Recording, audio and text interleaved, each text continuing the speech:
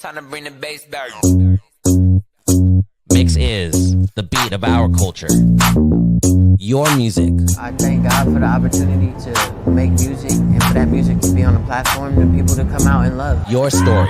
It's gold for the Philippines. The next generation of creators, artists, and filmmakers. We bring you the latest and greatest impacting people from our community. Spotlighting inspiring content from Generation Mix. It's just a true honor to be able to do this, especially with all the great Filipino talent here. Discover fresh artists first from around the world. Uniquely Filipino. Step back three. He has got that. Mix is the beat of our culture.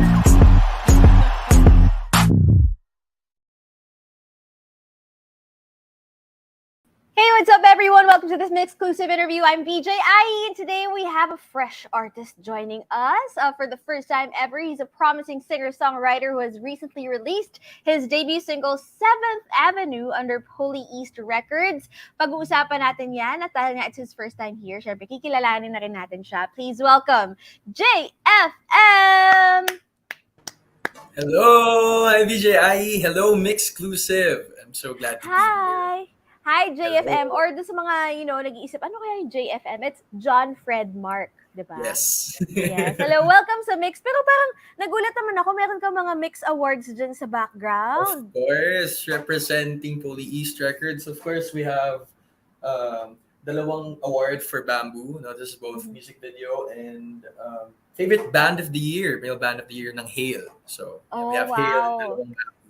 So, andyan ka pala sa Poly East office. Hello nga pala sa mga kasama mo dyan na kanina nakita ko na sila at Ethel and Sir Kik Salazar who produced, tama ba, and wrote your song? Or produced lang ba? Ano bang role ni Sir Kik sa 7th Avenue? Sir Kiko is actually my standing manager, so he's doing that for me and also the producer of my songs. But 7th Avenue is produced by Shad Chan and I personally wrote that. So, Okay. Sige. So, ibang songs mo pa yung produce ni Sir Kix? Iba pa? yes. So mukhang marami pa kami nga abangan sa iyo. For sure. Fred Mark. Okay. Pero sa ngayon, sige, umpisahan natin sa iyong background sa music. So, how did this all start? How did you develop your taste in music? Well, it's almost an accident, I would say. Because before the pandemic, really, I never thought that it's something that I wanted to do for the rest of my life. To be quite honest, it was kind of dark for me. So it was the lowest point of my life at that time. And I stumbled across a streaming platform called Kumu. So I actually started going live there and met people that are my heroes na I never would have thought na makikilala and mamimit ko sila. Like sino-sino? I-name drop natin yan. Si JR, I think, was the first celebrity na nakita ko doon. And Kuya Bugoy. JR as in Philippines R&B. Yeah. King of R&B, JR. Yes, Okay. R&B Bugoy JR, Drilon. Okay, sino Bugoy pa? Drilon, yes. Sir Bowie of Parokya ni Edgar. Kuya Bowie na. Ariel, people like them. And people from other companies as well and other labels. And also media people. No? I've done... Pero recently na lang yan. Ano na yan? Nung pandemya na, no? Pero before that, like, nung bata ka pa lang, like, paano ka nag-start sa music? Like, dahil ba sa influence ng parents? Bata ka pa lang ba? Gusto mo na maging singer? Ganon?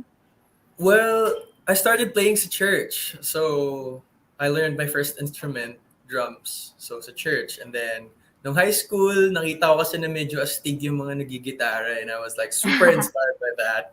And I would say, yung musical influences ko, talagang started with old music. So I was raised by my grandparents. And then I was greatly influenced by what my dad was listening to. Mm-hmm. So, like, sino-sino yung mga artists na yun? Grabe, Who from did the you grow up listening to? 90s. I loved Bryan Adams, Bon Jovi, Filipino bands like Eraserheads, Ayan Hale, Parokya. Talagang, they're my favorite. And then, I got into emo. Duman ako sa emo phase. Sino-sino yan? Mga My Chemical Romance ba yan? Yes! No? Gerard Way, mga Green Day, ganon, All-American Rejects. Yes. Ayun. And then, I learned to appreciate pop naman, when I was growing up. And understood that there's more to it than what they say. Mm-hmm. Totoo yan, yes. Kasi kapag pop, usually merong stigma na parang it's Na very parang mababaw, same thing over ganon. and over again. Oo. Yes, but actually, yun nga, tama yung sinabi mo, there's really more to it than what first meets the ears. Yes, for Yes, hindi sure. pala eyes, what first meets the ears. But sabi mo nga una mong natutuhan yung drums and then sabi mo guitar na nakulan ka dun sa mga gitarista. How Cool about sa eh. songwriting naman? Saan naman nanggaling yung skills mo dyan?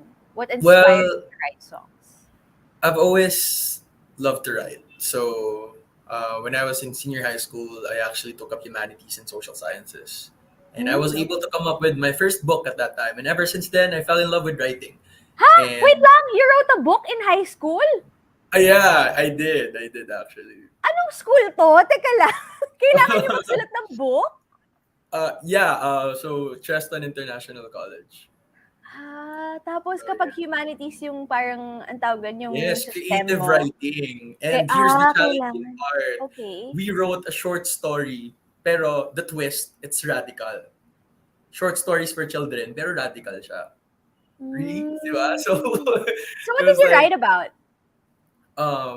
well, it was quite a sensitive topic, pero it's more of understanding na some people did not choose yung mga careers nila.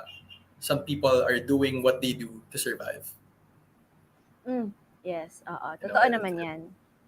Not everyone has the freedom to Yes. follow their passion or follow their Yes. dreams kasi they have responsibilities, what they say, quote-unquote Exactly. obligations, the family Obligations. first. Oo. So, Not yes, everyone I was given the same, upbringing and opportunity as meron mo. Mm-mm. And I was fortunate enough to actually be doing what I'm doing right now, and I'm just enjoying every moment. So, napakalaking Yes. blessing for me. Tama yan. You're very grateful for what you have because not everyone was given the opportunity. But that's writing in general. No? How about sa songs naman? When did you start writing songs?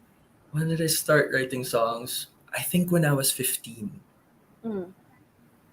Yeah, I was 15 and I wrote my first song. Syempre during my first heartbreak. Yes. So yun ang unang inspiration. I think lahat naman tayo puro ganyan. Pag na-heartbroken, napapasulat ng kanta. So do you still remember that first song that you wrote? Yeah. Maybe you can sing a few lines. Parinig naman ng konti. If things get hard for us from day to day, and the clouds we chase are all faded to gray, will you have what it takes to say? Yeah. That's Oh. Parang ang so. lungkot nga, pero parang hopeful din yung tunog. So, Mm, sana ma-release mo rin yan. Na-release mo ba? Ever? Hindi pa. So, it just kind of sat there for a minute. It was greatly influenced by John Mayer talaga. John Mayer. Okay. Siya yung ultimate standard ko ng my heart, alam mo yun. But you know what? While I'm listening to your song, 7th Avenue, I also hear John Legend a little bit. Like in your style, yung medyo tinataas ng konti. Yung parang like if this is the note, medyo parang yung tinataas nyo. Hindi ko alam kung may term doon. Like if there's a proper term. Parang, basta if this is the note, this is flat, this is sharp, parang si John Legend kasi medyo nandito siya Alam mo yun, yung parang yung end ng notes niya, medyo inaangat niya ng konti. So, I heard a little bit of that. Oo, sa'yo. Key change. Hindi naman key change ka. Oo. Parang different attack lang siguro, ng placement, ganon. Or, parang, yes. Parang kunyari sa All of Me niya, normal singers would sing, All of Me, siya, all of me. Parang tinataas siya ng konti or parang medyo may ganun lang yung note. Yes. Now, speaking of yung mga styles na nga sa singing, no? How would you describe your style and how would you describe your music? Kasi sabi mo nga, ang dami mong influences you've gone through. Like 80s, 90s, and then may emo stage ka pa, and then pop. So like right now, how were you able to find your own sound? How was I able to find my own sound? Siguro, now kasi I'm at that point na I'm really enjoying listening to a lot of alternative music and modern Filipino artists and international artists as well. So siguro my sound would be the closest would be the 1975. I don't know if you heard some Mm, resemblance of it yes, from yes. my song Seventh Avenue. Pero I Uh-uh. just really love yung pagiging elaborative ng mga sounds na you have this, you have that, the smallest details. Pero when they all get together, it creates this um wouldn't say complex, pero dreamy synth vibe na parang you just can't help but indakan siya, di ba? So yeah, Mm-mm. that's what I try to do. Sometimes since sabi nila less is more, pero just like Seventh Avenue, parang na-feel ko kasi na mas enjoyable for me. So yeah. So, I like Nice. it when there's a lot of things going on. Yun, Mm-mm. siguro. If you describe my music, um, um, siguro, ano siya, um, happy na sad, ganun. Happy I na get it. Yes, yung lyrics pwedeng sad, pero when you first hear it, talagang nakaka-good vibe siya when sad. you hear it first. Yes, and it's really something that you can dance along to. And yes, Mm. you're right. I can hear the 1975, the influence nila dito with like medyo 80s na beats, and then with the guitar riffs, it's very evident naman dun sa debut single mo na Seventh Avenue. By the way, congratulations. Thank Now, you you. mentioned earlier na hindi ka nga masyado talagang hindi mo akalain na mapupunta ka dito, no? So, when did like the Wicopa start? Your journey sa World Championship of Performing Arts? Kasi we heard that you were chosen to represent the Philippines there. Yes. Yes.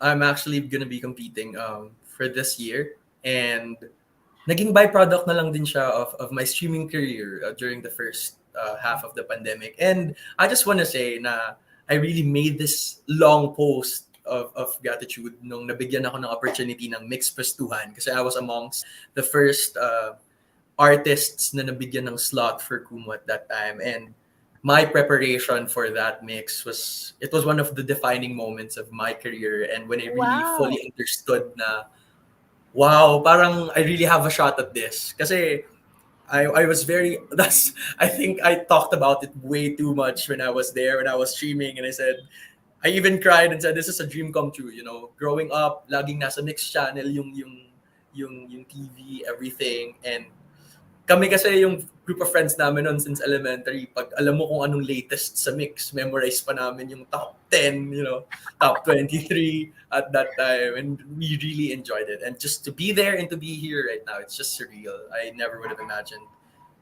this would come true. But, you know, Oh, thank you for sharing that mix experience with us. I mean, it always brings joy to the whole mix team kapag naririnig namin na yung mga ini-interview na namin na artist, they also grew up watching mix. So maraming salamat for that core memory, JFM. Napag-usapan natin itong, by the way, good luck dun sa Wicopa. When is it happening? So that, we can all, I give our think support. it will happen around July.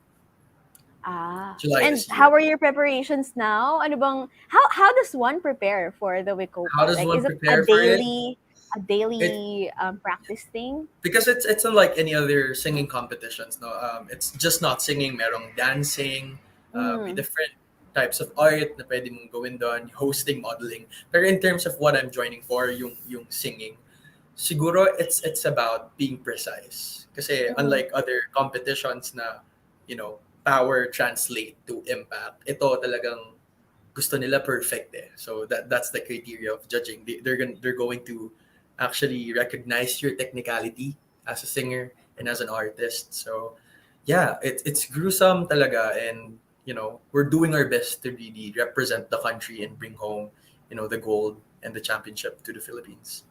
Sana. Grabe, at 19 years old, oh. Imagine if you can bring home the bacon. So sana talaga. We're rooting for you, Claiming it. JFM. Yes. Pero sa ngayon, okay, let's talk about 7th Avenue. So, what is it about? Tsaka, ano ba nangyari sa 7th Avenue? Bakit sinulat mo yun? Well, Seventh Avenue was written from a state of vulnerability. I wasn't at that time. I wasn't going through it at that time. Pero I just realized na even if we're tough on the outside, no, it seems like we have things going on for us. We all tried to actually ignore the red flags. Mm. And shout out lang sa lahat ng mga tao dito na favorite color nyo is red. Sometimes talaga it's not applicable, no? Wag nating gawin yon because 7th Avenue is the place or the person that you told yourself no, but you still end up doing the same thing and doing it. You know, it's about the wrong place, the wrong person to fall in love with. You know, and at the end of the day, it's a song about really understanding what's going on and not blaming it on the other person. It's about realizing that I should have seen it coming. You know, I should have stopped myself, and now I'm stuck in this situation. That just like the song, holding back, holding you. You know, because you went beyond what was talked about. So Okay, medyo that's maraming 7. cryptic doon, no? So, let me just clarify. So, 7th Avenue in the song symbolizes either the place or the person that Yes. you needed to avoid pala, but then you ignored the red Yes, but you flags, still, kaya hindi mo na iwasan. my favorite color is red, so bring on all the red flags. So let me embrace you fully. Let's see how much I can Oh. take. Yeah. So, But now, literally speaking naman, does 7th Avenue exist? Like, why choose this number? Why choose this particular avenue? actually, ang inspiration ko dyan, you know, growing up in BGC, for example. So BGC kasi, yung place na pinapakita na you know, different streets are called avenues, right? So 32nd, Yes. yeah. And I just thought na it's a place where the city never sleeps, no? It's one of those. Na parang some people fall in love, some people find love in the wrong places, you know. I'm not and sometimes it's just this um, conscious understanding na this is what we shouldn't look for, but we're still doing it. You know, the fickleness and vulnerability in us. You know, us being humans, na we're able to feel and go beyond what was talked about or kung ano yung dapat dito. So, alam mo yun, just gently reminder sa mga tao na know your place. No? Halamin mo kung hanggang saan lang. Because at the end of the day, it's not wrong to love. It's not wrong to fall in love. But let's not be victims of our own crimes. Handip naman ang 19 years old na to. Ano ba to? Ang hirap pala pag-kausap mo, ano? Humanities, ano? Yun yung crack niya. Nakapagsulat na ng Let's book. go. Oo. Grabe naman. Oo. Ano tawag nga dun sa parang term kapag sa K-12? Yung focus mo na parang area kapag senior ka na. Yung pipiliin mo nga. Strand. Yeah. Strand. Yeah, they call it strand. Yes, strand, oo. So, hirap pala pag humanities yung strand, no? Handip, hindi halatang 19 years old ka lang, no? With how profound you answer and yung ano mo, yung pagtingin mo sa buhay, parang ang dami mo na napagdaanan. Grabe ka. So, now that you've revealed na yun nga, based sa mga street names or avenue names sa BGC pala itong 7th Avenue, Yes. are you planning on using that location for a music video perhaps in the future? Surprise na lang, but let me just say the team has worked really hard na parang I would have never imagined na talagang ganito katindi yung preparation and I'm madly talagang obsessed with the set and lahat ng visuals na gagamitin for this. So, stay tuned. No. So na-shoot na? We're currently shooting it, but you know, some parts are already done. Ooh, okay. We are gonna be looking forward to that. Lalo na dito sa Mix. We're so happy for you. Sana makapasok, diba? Sa chart. Dati sabi mo, inaabang yung mga top 10. What Actually, if? pag nakapasok talaga, Diba? magpapapizza ako. Tawagan nyo na ako. Let's go. Padamay dun sa pizza mong yan, ha? Gaganda ko yung introduction ng music video mo. Magpapa-feeding program ako sa barangay. But we're so excited for that. Sana, pag natapos yung music video, balik ka rin dito sa MYXclusive, pag-usapan natin yung concept. Kung hindi mo pa pwedeng pag-usapan ngayon, hindi pa talaga? Like, ano yung concept ng music video? I think pwede naman. Sige, konti lang. We incorporated the use of flowers. No? Flowers means a lot of things to a person. Yeah? And, for example, you can either look at it as something na vibrant, something beautiful, but it can also in a way na we transformed it na yun yung gesture of what's hidden. But you just can't really give it to a person. Like, for example, you give flowers traditionally to someone you adore, someone you admire. No? But what if you can't really give it? Alam mo yun? That means the beauty is just concealed from the inside. Na parang it's a love you can't share. It's a love na technically is wrong. I'm not saying it's wrong to love, pero may mga ganun may mga setup na dapat Kunwari may partner na, ganun, syempre, di dapat ba? nilulugan Bawal mo yan. din. Oo. Yeah, so yeah. Ma-flowers, ganun. Okay, so abangan natin yung flowery music video mo. Yes. Now, let's talk about naman, your plans pa this 2022. As a new artist, ano yung mga dream mo pang ma-achieve this year? Or kahit na in the next years to come? Siyempre, dream natin is yung Araneta, di ba?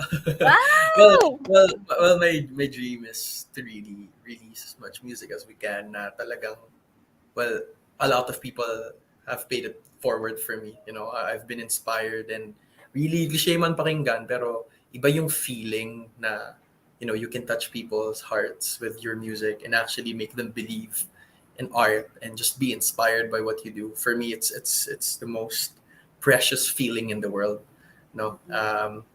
Is to really grow with that and to show people my artistry and to make an impact. To make an impact sa music industry and to a lot of young artists like me na may pangarap. And just a reminder for them na as long as you set your heart and your mind into something na ginagawa mo, there's always this possibility and just never say never.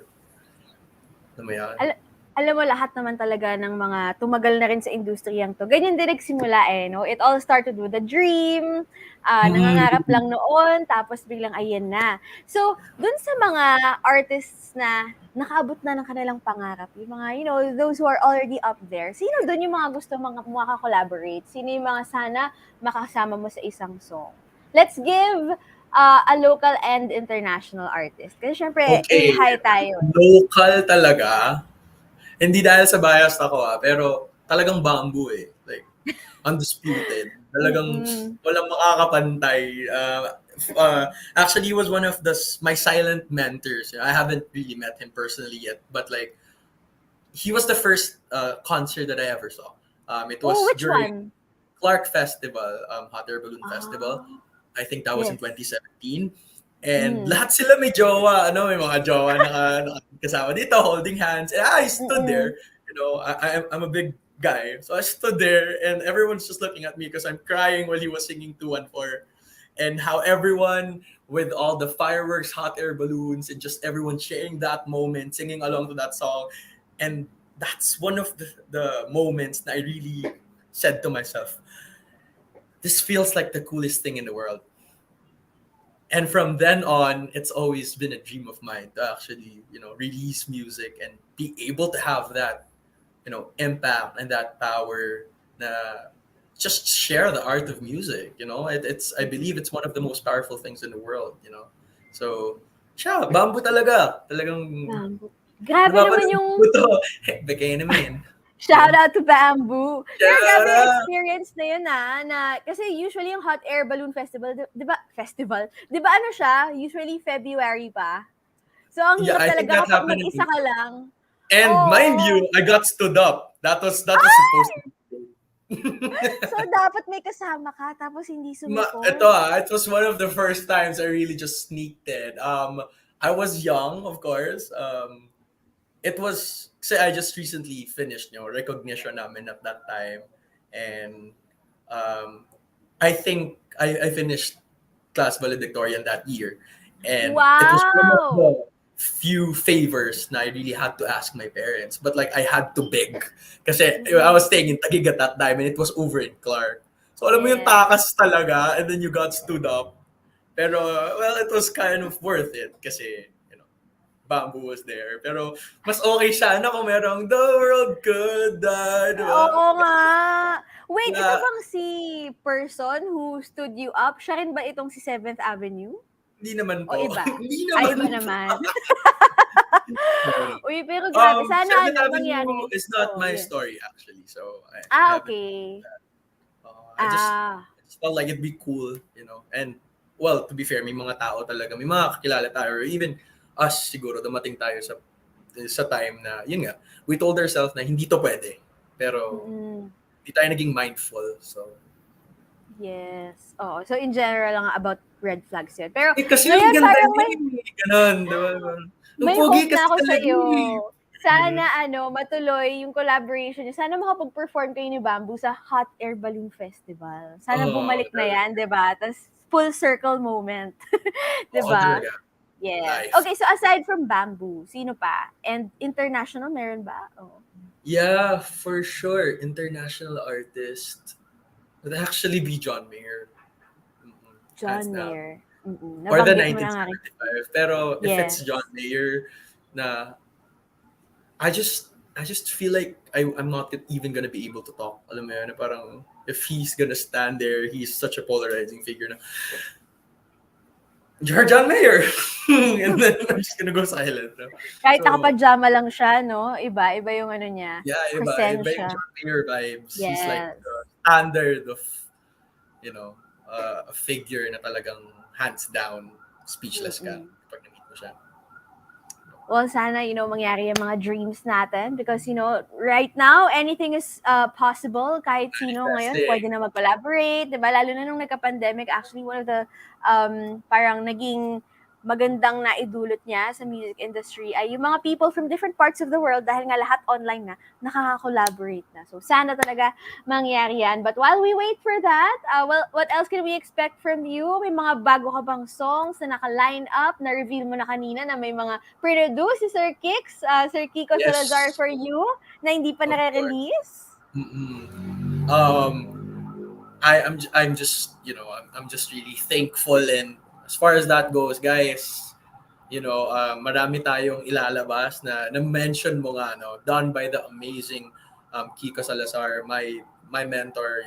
He's taught me talagang everything I know about this industry and this music, and I'm just really thankful for him. So, guys, you know what kind of caliber talaga that he operates on, and the level that he really creates his music, and just to be part of that, to be chosen, to be trusted by him, and to be able to work with him, hand in hand with my next projects and music. And of course, Police Records for giving me this opportunity. Guys, mag-abang lang kayo kasi nagsisimula pa lang tayo sa 7th Avenue. May 8, 9, 10, hindi, charot. Meron tayo.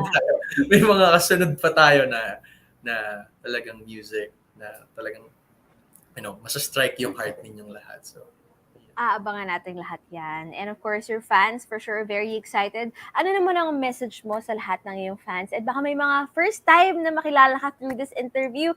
Tell them where they can find you online. Go ahead. Ayun po, sa lahat pa ng manonood dito, and to all the people that have been watching me, and sa mga bago pa lang po, please do follow me on my Instagram. It's at JFM. So search nyo lang yan on my YouTube channel. So hindi pa ako nagpo-post masyado, pero please also open up your Spotify and save JFM, and also listen to 7th Avenue. So Spotify and Apple Music, and subscribe to Police Records kasi nandun nakalagay yung 7th Avenue, and just go stream 7th Avenue talaga. And sobrang laking bagay po na nandito kayo, and you've given me this opportunity. Talagang totoo naman po na wala kami dito kung wala kayo, and just really thank you. And I believe na, sabi nga nila, hanggang may isang naniniwala sa'yo, huwag kang titigil, and parami tayo ng parami. And just really, I'm just excited to share the music with you guys. So, maraming salamat.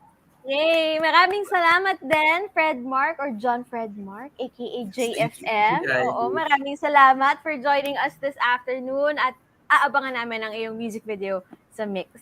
So to everyone watching, once again, please do stream 7th Avenue by JFM at abangan natin ang kanyang official music video. But for now, that is it for our time with JFM. Maraming salamat for joining us in this MYXclusive interview. Once again, I'm BJ Ai. Thank you, JFM!